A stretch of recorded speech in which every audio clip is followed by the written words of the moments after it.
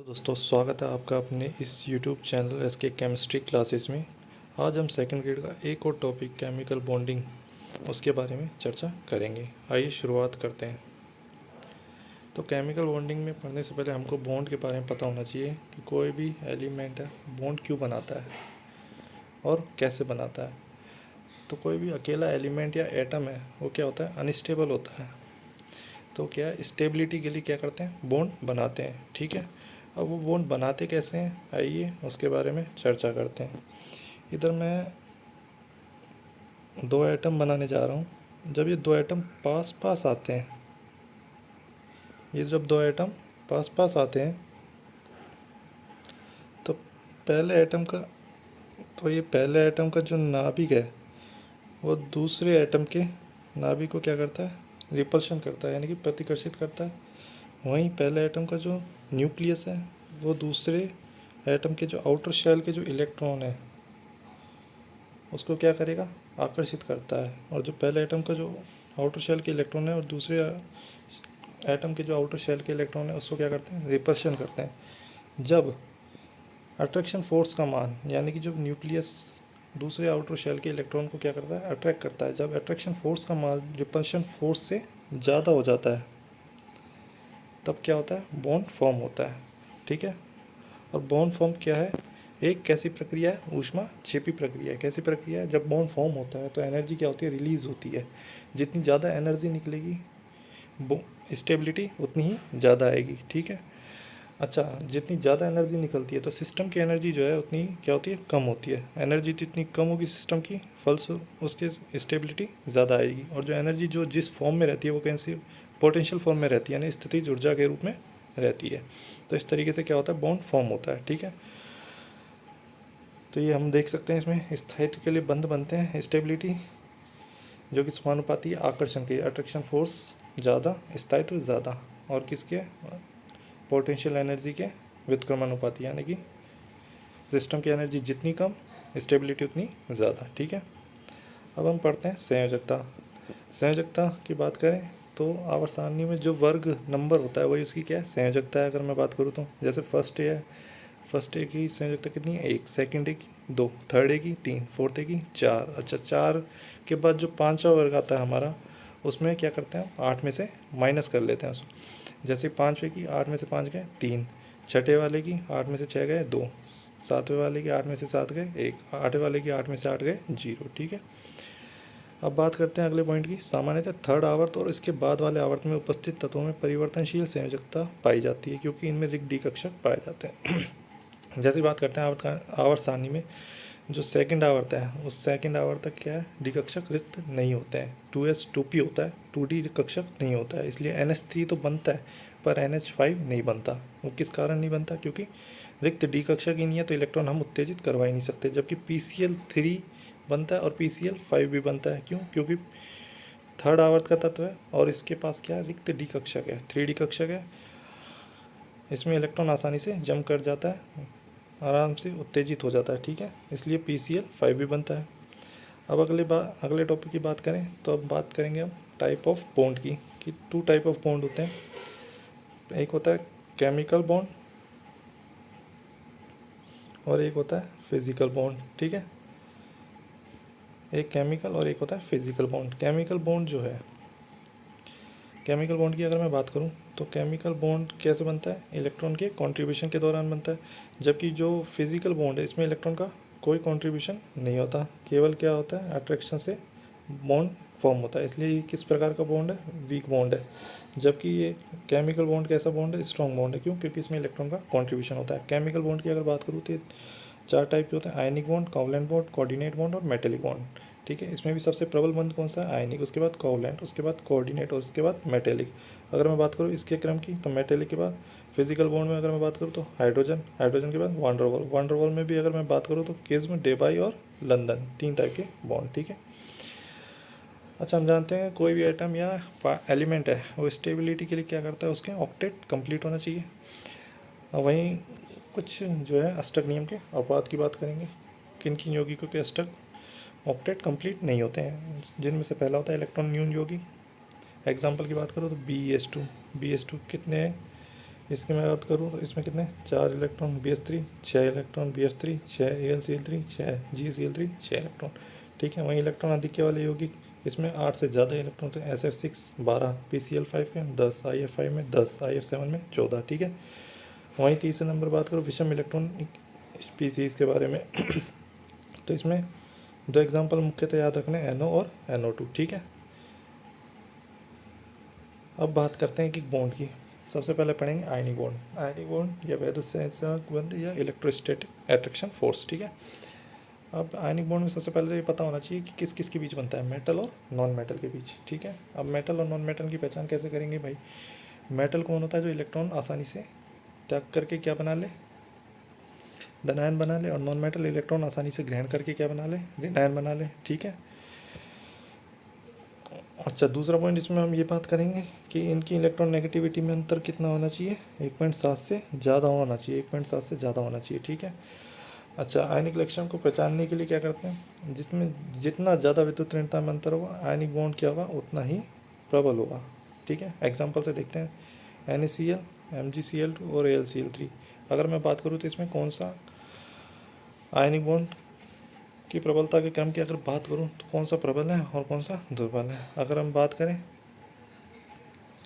तो NaCl में अगर बात करूं तो मैं सोडियम, मैग्नीशियम और एल्यूमिनियम, जैसे लेफ़्ट टू राइट जाने पर क्या होता है, विद्युत ऋणता में जो है electron negativity left to right जाने पर क्या होती है, बढ़ती है, इलेक्ट्रॉन नेगेटिविटी बढ़ेगी। राइट, अगर मैं क्लोरीन की, हमको पता नहीं इलेक्ट्रॉन नेगेटिविटी कितनी है। ठीक है, मैं इसकी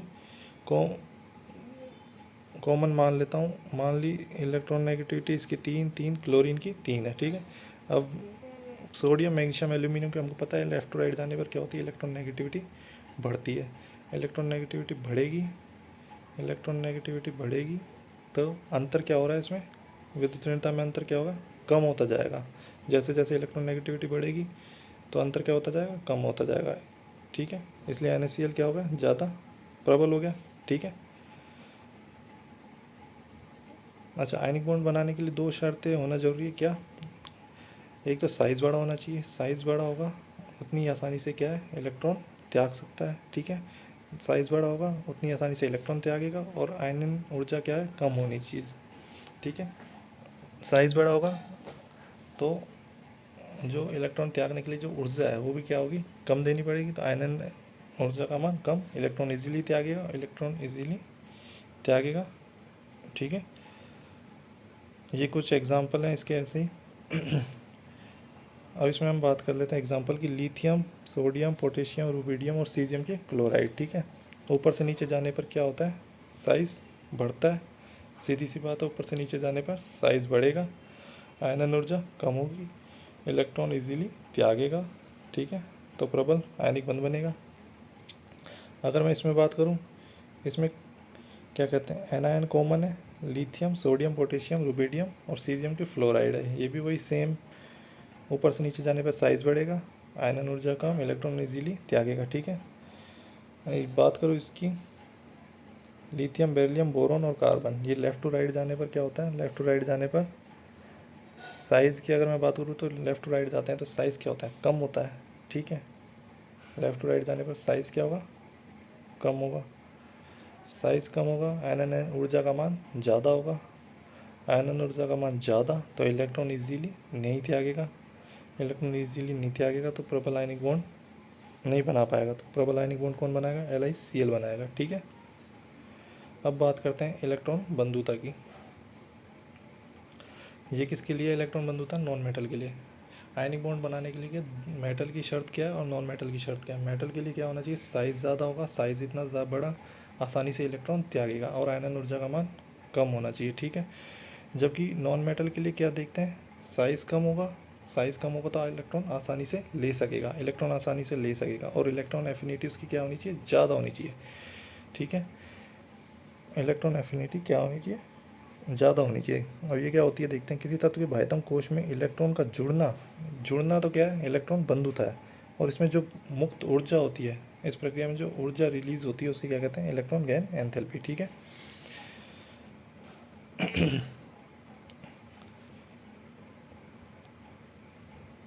अब बात करते हैं मेटल। मेटल क्या है? इलेक्ट्रॉन। अब आयनिक बॉन्ड फॉर्म कैसे होता है? मेटल इलेक्ट्रॉन त्यागेगा, नॉन मेटल जो है इलेक्ट्रॉन इजीली ग्रहण करेगा। दोनों के मध्य क्या होगा? अट्रैक्शन के कारण एनर्जी रिलीज़ होगी। जितनी ज़्यादा एनर्जी रिलीज़ होगी, सिस्टम की एनर्जी क्या होगी? उतनी कम होगी। जो एनर्जी रिलीज़ होती है वो क्या है? जालक ऊर्जा, ये लैटिस एनर्जी है, ठीक है। जितनी ज़्यादा एनर्जी रिलीज़ होगी, यानी कि लैटिस एनर्जी जितनी ज़्यादा रिलीज़ होगी, स्टेबिलिटी उतनी ही ज़्यादा होगी, ठीक है।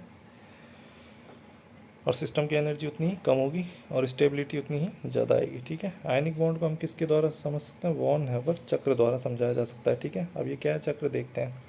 आयनिक बॉन्ड NaCl का देखते हैं। अब NaCl की अगर मैं बात करूँ तो Na वातावरण में किस रूप में पाया जाता है? सॉलिड रूप में पाया जाता है, ठीक है। और क्लोरीन डायटमिक रूप में, ठीक है। अगर मैं बात करूँ तो Na को Na+ में बदलना है। Na को Na+ में बदलने के लिए सबसे पहले क्या करना चाहिए अपने को? Na को गैस में, सॉलिड से गैस फॉर्म में कन्वर्ट करना पड़ेगा। क्यों? क्योंकि किसी गैस या उदासीन विलगित परमाणु से इलेक्ट्रॉन त्यागने के लिए जो दी जाने वाली ऊर्जा वो क्या होती है? आयनन ऊर्जा होती है। तो इलेक्ट्रॉन आसानी से कहाँ से निकल सकते हैं? गैस फॉर्म से इलेक्ट्रॉन आसानी से निकल सकते हैं। इसलिए सॉलिड से पहले इसको क्या करेंगे? कन्वर्ट करेंगे किसमें? गैस में। अच्छा, सॉलिड से गैस में कन्वर्ट करने के लिए कौन सी एनर्जी? Sublimation energy. सोडियम लेगा, सिस्टम ने एनर्जी ली है, यानी कि कैसी प्रोसेस होगी? ऊष्मा शोषी, ठीक है। अब सोडियम से अब ये क्या करेगा? इलेक्ट्रॉन त्यागने के लिए क्या है? इलेक्ट्रॉन त्यागने के लिए सोडियम को एनर्जी देनी पड़ेगी। कौन सी? आयनन एनर्जी। ये क्या ले रहा है? सिस्टम एनर्जी ले रहा है, यानी ये भी कैसी होगी? ऊष्मा शोषी अभिक्रिया। तो Na से Na+ बन गया। यहाँ पर Cl क्या है? Cl डायटमिक रूप में, और हमको क्या चाहिए? मोनोएटमिक रूप में चाहिए। तो क्लोरीन से क्या है? मोनोएटम रूप में बनाने के लिए क्या करेंगे? बॉन्ड डिसोसिएशन एनर्जी, ठीक है, लेगा। बॉन्ड डिसोसिएशन एनर्जी पर एटम की बात करते हैं तो बटे में 2, ठीक है।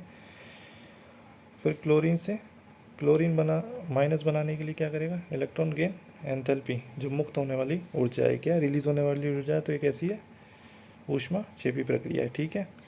अब ये Na+ हो गया, Cl- हो गया, ये दोनों आपस में क्या करके क्या बना लेंगे? NaCl बना लेंगे। और इसके दौरान जो रिलीज़ होगी एनर्जी वो कौन सी होगी? Lattice energy. रिलीज़ होने वाली एनर्जी कैसी होगी? ऊष्मा क्षेप, ठीक है। प्रबल आयनिक बंध बनाने के लिए क्या होना चाहिए? निकलने वाली जो ऊर्जा है और ग्रहण करने वाली ऊर्जा से ज़्यादा होनी चाहिए। निकलने वाली ऊर्जा का मान ग्रहण करने वाली ऊर्जा से, निकलने वाली ऊर्जा कौन कौन सी है? Lattice energy plus electron gain enthalpy.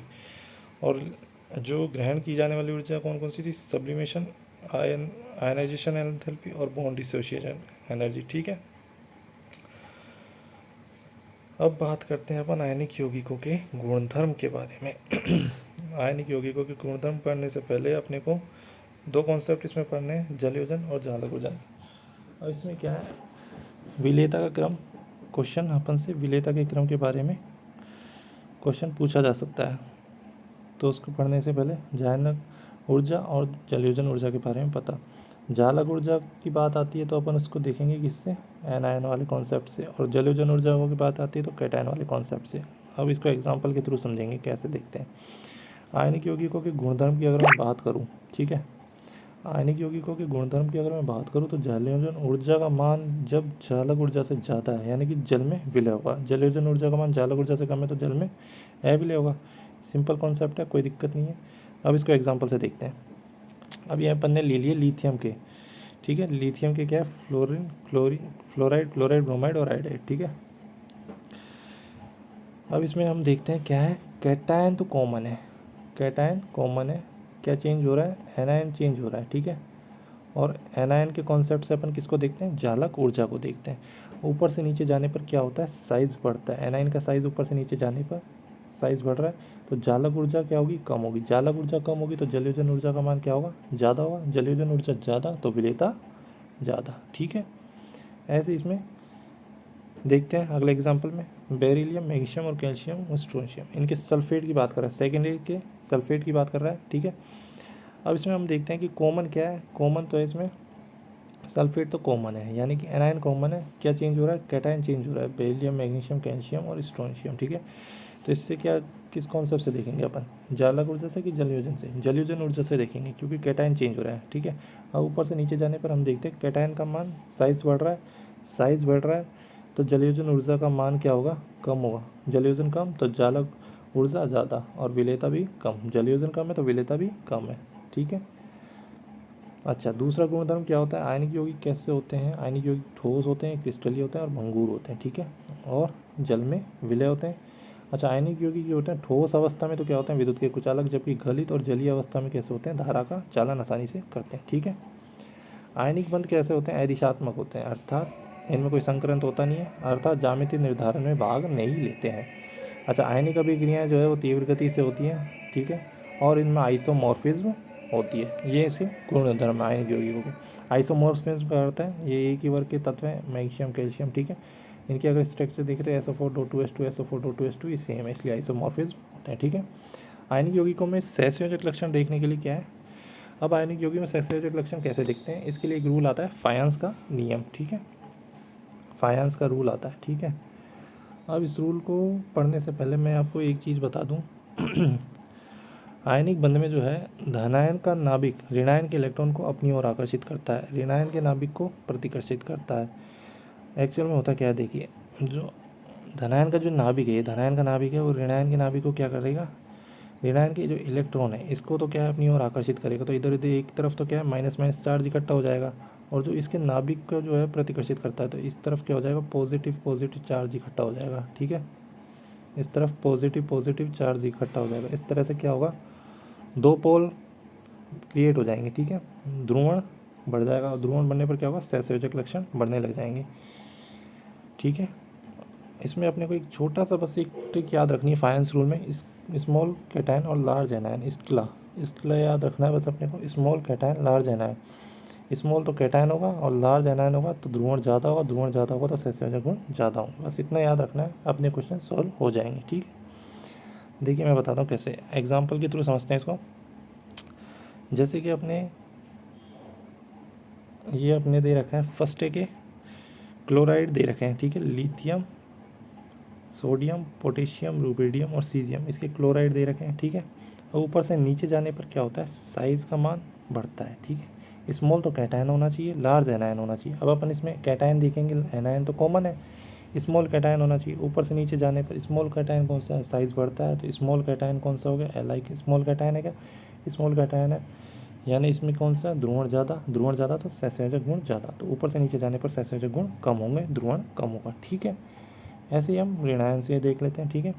ऋणायन की त्रिज्या जो है ध्रुवण के समानुपाती होती है, ठीक है भाई, देख लेते हैं। अब इसमें देख लेते हैं अपन कैटायन, तो क्या है, कैटायन तो इसमें कॉमन है, एनायन चेंज हो रहा है, एनायन फ्लोरीन ब्रोमीन और आयोडीन, ठीक है। अच्छा, चेंज हो रहा है, ऊपर से नीचे जाने पर साइज़ ज़्यादा हो रहा है, साइज़ ज़्यादा तो ध्रुवण भी ज़्यादा तो सहसंयोजक गुण ज़्यादा। Large anion, small cation large anion, anion के बारे में जब बात करते हैं तो लार्ज एनायन होना चाहिए, लार्ज एनायन वाले का सहसंयोजक गुण ज़्यादा। ऊपर से नीचे जाने पर ये लार्ज एनायन किसका है, आयोडीन का, तो ध्रुवण ज़्यादा होगा, सहसंयोजक गुण ज़्यादा होगा, सहसंयोजक गुण ज़्यादा होगा तो आयनिक गुण ऑटोमेटिक क्या होंगे, कम होंगे। अच्छा, आयनिक गुण कम होंगे तो कॉमन सी बात, आयनिक गुण कम तो मेल्टिंग बॉइलिंग पॉइंट भी क्या होगा उसका, कम होगा, और आयनिक जल में आयनिक जो है विलय होते हैं तो विलयता भी इसकी क्या कम हो जाएगी, ठीक है। ऐसे ही बात कर लेते हैं एक और अगले एग्जांपल की, सोडियम के, मैग्नीशियम के और एल्यूमिनियम के क्लोराइड। सोडियम मैग्नीशियम एल्यूमिनियम ये क्या है, एक ही आवर्त के है ना, एक ही आवर्त के तत्व हैं।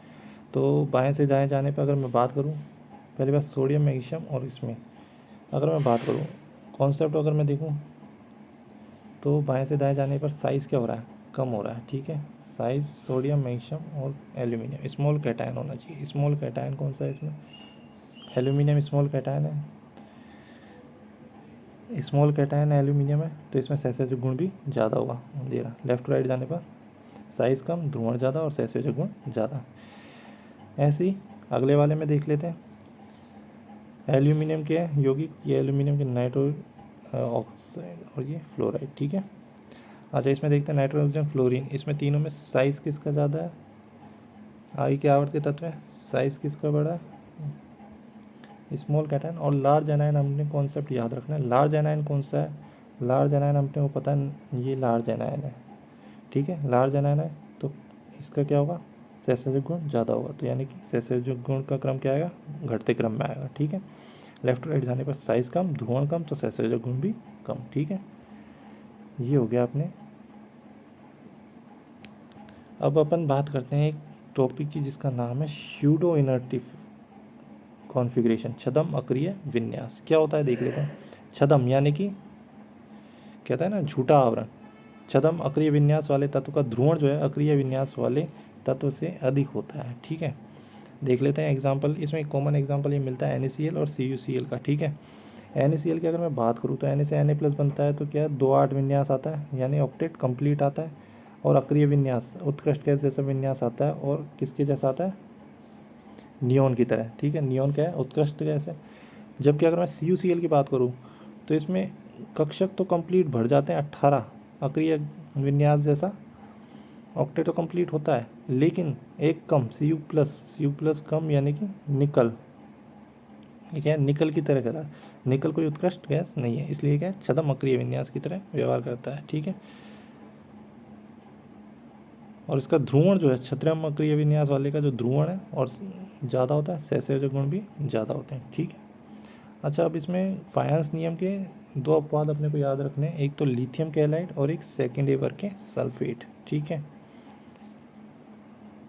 इनको अपने को याद रखना है। लिथियम कैलाइड्स की बात करें, फ्लोरीन, क्लोरीन, ब्रोमीन और आयोडीन लिथियम के। ठीक है,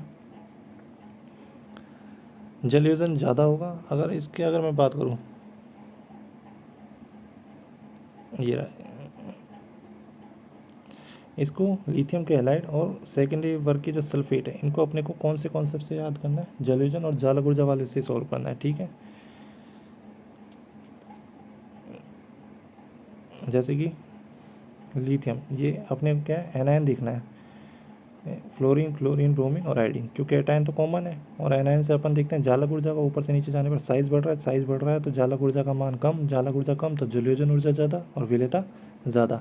ठीक है, ऐसे ही सल्फेट वाले में देखते हैं, सल्फेट वाले में एनायन कॉमन है, एनायन तो कॉमन है तो किसको देखेंगे, कैटायन वाले को देखेंगे। अब कैटायन में क्या होगा, कैटायन से किसको देखते हैं, जलयोजन ऊर्जा को देखते हैं, राइट। तो ऊपर से नीचे जाने पर वही बात, कैटायन साइज बढ़ रहा है, साइज बढ़ रहा है, लेकिन जलयोजन कम होगी, जलयोजन कम होगी तो विलेयता भी कम होगी। ठीक है, तो अपने को लिथियम के हैलाइड्स और सेकेंड ईयर के जो सल्फेट्स हैं उसको किससे, जालक ऊर्जा और जलयोजन ऊर्जा वाले कॉन्सेप्ट से सॉल्व करना है। ठीक है, चलिए आगे बढ़ते हैं। सेम एग्जाम्पल ये वाला हो जाएगा। ठीक है, बात करते हैं अपन कंसेप्ट ऑफ लैटिस एनर्जी की। ठीक है, जालक ऊर्जा की बात कर लेते हैं। जालक ऊर्जा का कंसेप्ट क्या कहता है, बड़ा धनायन जो है वो बड़े ऋणायन के साथ स्थायी होता है और छोटा धनायन छोटे ऋणायन के साथ स्थायी होता है। अच्छा, छोटा ऋणायन और बड़ा ऋणायन क्या देखते हैं। छोटा ऋणायन जो है जैसे फ्लोरीन, क्लोरीन, आयोडाइड, ऑक्साइड। ठीक है, ये ऑक्सीजन। बड़ा ऋणायन क्या, कार्बोनेट है, सल्फेट है, फॉस्फेट है, नाइट्रेट है, ये क्या बड़े ऋणायन है। ठीक है, अब देख लेते हैं कैसे। अब जैसे एक एग्जांपल दे रखा है NaH और CSH, कौन सा ज़्यादा स्थायी, कैसे, NaH ज़्यादा है, क्यों, क्योंकि देखिए बड़ा बड़े के साथ और छोटा छोटे के साथ। अगर मैं बात करूँ तो सीजियम सबसे, अगर ऊपर से नीचे जाने पर देखते हैं सबसे एंड में आता है और हाइड्रोजन शुरू का है, तो ये बड़ा छोटे के साथ है। जबकि ये क्या है, सोडियम और हाइड्रोजन ये आसपास ही है। ठीक है, तो छोटा छोटे के साथ ज़्यादा स्थायी है। ऐसे ही इसमें अगर अपन देखें NaCl और CSCl में, तो NaCl छोटा छोटे के साथ ये क्या, और जबकि CS है वो ऊपर से नीचे में सबसे लास्ट में आ रहा है। ठीक है, और Cl ऊपर की कैटेगरी में आता है, तो बड़ा छोटे के साथ, तो छोटा छोटे के साथ ज़्यादा स्थायी रहेगा। ठीक है, ये कॉन्सेप्ट है जालक ऊर्जा का। तब तक अपन ने जो पढ़ा है वो इसका सार है। आयनिक बॉन्ड क्या होता है मेटल और नॉन मेटल के बीच, इलेक्ट्रोनेगेटिविटी का अंतर 1.7 से ज़्यादा होना चाहिए। इलेक्ट्रोनेगेटिविटी का अंतर जितना ज़्यादा होगा आयनिक गुण उसमें उतने ज़्यादा होंगे। इसके लिए 2 शर्तें होनी चाहिए, साइज़ ज़्यादा होना चाहिए, इसलिए इजीली इलेक्ट्रॉन त्यागेगा साइज़ बड़ा होने पर, और आयनन ऊर्जा का मान कम होना चाहिए। ठीक है, अच्छा, आयनिक बॉन्ड फॉर्मेशन के लिए क्या होना चाहिए, निकलने वाली जो ऊर्जा है वो ग्रहण करने वाली जो ऊर्जा है उससे ज़्यादा होना चाहिए। यानी लैटिस और इलेक्ट्रॉन गेन एंथैल्पी ऊर्जा का मान जो है सब्लिमेशन, आयनाइजेशन और बॉन्ड डिस्ट्रीब्यूशन एनर्जी से ज़्यादा होना चाहिए। ठीक है, फिर अपन ने कोवलेंट के बारे में थोड़ा पढ़ा, फाजान्स रूल्स, आयनिक कोवलेंट कैरेक्टर के लिए फाजान्स रूल्स में स्केला वाला कॉन्सेप्ट देखा, और फिर अपन ने जलयोजन और जालक ऊर्जा वाला कॉन्सेप्ट को देखा। बस इतना अभी अपन ने देखा आयनिक बॉन्ड का। अब उसके बाद पढ़ते हैं सहसंयोजक बंध। आज हम आयनिक और सहसंयोजक बंध के बारे में ही पढ़ेंगे खाली। ठीक है, उसके बाद नेक्स्ट क्लास में चर्चा करेंगे। ओके, तो सहसंयोजक बंध भी पढ़ लेते हैं अपन फटाफट से। क्या होता है सहसंयोजक बंध, ठीक है। आयनिक बॉन्ड अपन ने पढ़ा कि मेटल और नॉन मेटल के बीच बनता है, जबकि सहसंयोजक बंध जो है वो नॉन मेटल और नॉन मेटल के बीच बनता है, ठीक है। अच्छा, ये सामान्यतः जो है समद्विपरमाणुओं के बीच, सामान्यतः समद्विपरमाणुओं के बीच बनता है, ठीक है। इसमें इलेक्ट्रॉन नेगेटिविटी का अंतर क्या है, 1.7 से कम होना चाहिए, ठीक है भैया। एग्जाम्पल देख लेते हैं इसके। एग्जाम्पल की बात करें तो CH4 हो गया, दोनों ही क्या है, non metal, H2O non metal. समद्विपरमाणु N2O2 Cl2 ये क्या है, समद्विपरमाणु का। हीरे में सारे कंपाउंड कार्बन होते हैं। ग्रेफाइट सारे कार्बन, तो ये क्या है, सेम है क्या, नाइट्रोजन एसिड P4, ठीक है, HF H2O CH4, ये सारे क्या है इसके एग्जाम्पल हो गए। अच्छा, ये एक क्वेश्चन है, NH4OH में बंध के प्रकार हैं। देखो NH4 प्लस OH माइनस, तो आयनिक बॉन्ड तो है ही है, ठीक है। सहसंयोजक बॉन्ड भी है क्या, बिल्कुल है, सहसंयोजक बॉन्ड भी है, और उपसहसंयोजक, तीनों तरह के बॉन्ड इसमें मौजूद है। कैसे, NH4 जो इसमें लॉन पेयर है, एक और H को दे करके क्या है सहसंयोजक बंध बना सकता है, तो दोनों ही बॉन्ड, तीनों ही बॉन्ड इसमें उपस्थित है। अब सहसंयोजक बॉन्ड की बात कर लेते हैं अपन, ठीक है। दो तरह के हैं, पोलर और नॉन पोलर, ठीक है। पोलर में क्या है, इसमें सम कुछ तो क्या होते हैं पॉली एटॉमिक होते हैं, जैसे कि H2O NH3, और कुछ होते हैं हेटेरो डायटोमिक, जैसे HCl HBr, यानी विषम, एक हाइड्रोजन एक क्लोरीन है, विषम है ना, हेटेरो डायटोमिक, HBr और HF। और पॉलीएटॉमिक क्या मतलब क्या हुआ, एक से ज़्यादा, ठीक है। H2 हो गया, NH3 हो गया। और नॉन पोलर की अगर मैं बात करूँ तो होमो डायटोमिक की बात करते हैं, same compound, same atom, sorry, H2O2 N2 Cl2 I2, ये सारे क्या है, नॉन पोलर है, ठीक है। अब कोवलेंट कंपाउंड की अगर मैं प्रॉपर्टीज़ के बात कर लूँ तो ठोस भी हो सकती है, द्रव भी हो सकती है, गैस भी हो सकती है। ठोस का एग्जांपल हीरा हो गया, ग्रेफाइट हो गया, आयोडीन हो गया, सिलिकॉन कार्बाइड हो गया, P4 हो गया, एसिड हो गया। द्रव की बात करूँ तो ब्रोमीन हो गया, एकमात्र द्रव है, धातु है। गैस की बात करूँ तो क्लोरीन, ऑक्सीजन, नाइट्रोजन और HCl। तो आज हमने केमिकल बॉन्डिंग में बेसिक चीज़ पढ़ी। उसके बाद केमिकल बॉन्ड क्या होते हैं, बॉन्ड बनते कैसे हैं, क्यों बनते हैं, आयनिक बॉन्ड क्या होते हैं, कोवलेंट बॉन्ड क्या होते हैं, उसके बारे में अपन ने चर्चा करी। जालक ऊर्जा क्या होती है, जल योजन ऊर्जा क्या होती है। इसमें से जो क्वेश्चन बनते हैं वो आयनिक बॉन्ड का भी पूछ सकता है कि इनमें से कौन सा आयनिक बॉन्ड बनाता है, कौन सा कोवलेंट बॉन्ड बनाता है कंपाउंड, या उसका जल में विलेयता का क्रम पूछ सकता है, जालक ऊर्जा का क्रम, जल योजन ऊर्जा का क्रम, कोई सा भी क्रम पूछ सकता है अपन से, ठीक है। तो आज सिर्फ अपन इतना ही रखेंगे। आज हमने आयनिक बॉन्ड और कोवलेंट बॉन्ड के बारे में पढ़ा। कल हम इसके बारे में आगे चर्चा करेंगे। तब तक के लिए धन्यवाद। अगर आपको क्लासेस अच्छी लगी हो तो इसको शेयर कीजिए, ज़्यादा से ज़्यादा सब्सक्राइब कीजिए। मिलते हैं अपन नेक्स्ट क्लास में संकरण के साथ। धन्यवाद। जय हिंद, जय भारत।